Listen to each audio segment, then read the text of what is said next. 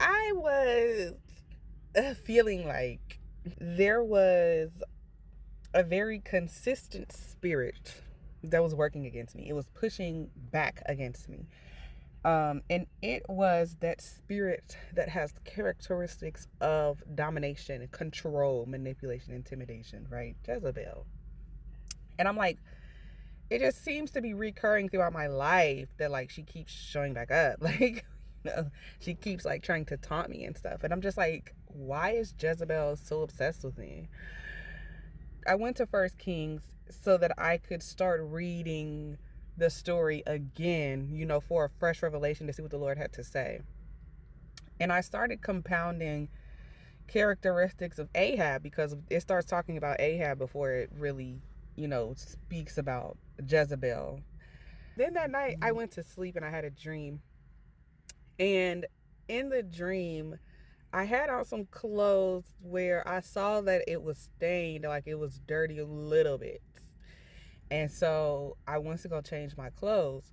When I took the clothes off and I saw them laying on the dresser or on the whatever surface I had laid them on, I saw many, many stains. And I was like, this is dirty. I was like, there's no way. I had no idea all of this was on me, is what I was thinking to myself. So that reminded me of a characteristic that Ahab had. And in 1 Kings chapter 18,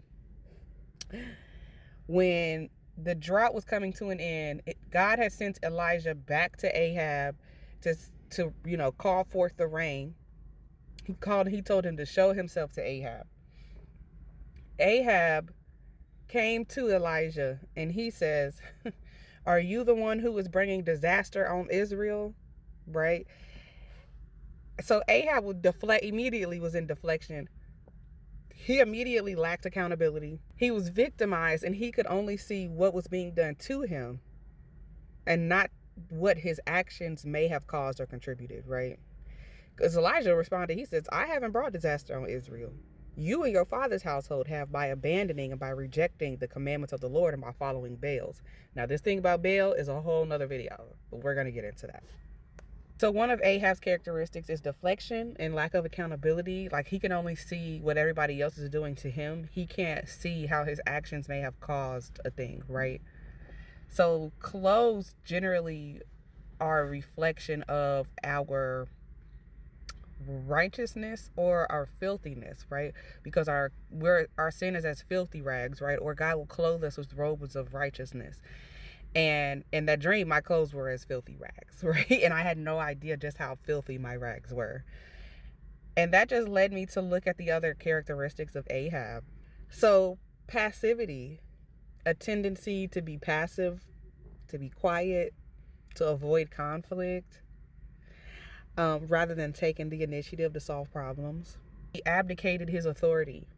He failed to take on the expected leadership role in his household and in other areas of his life, right? It's kind of a branch of the passivity, but he failed to take the expected leadership role.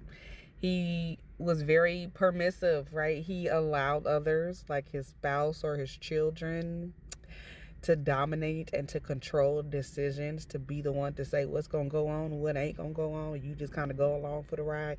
He was the tail, right?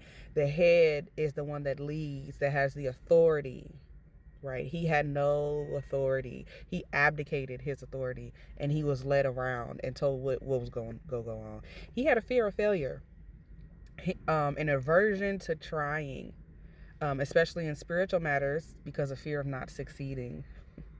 He had low self-esteem, a belief in being a failure, which can lead to a desire for approval or fear of rejection.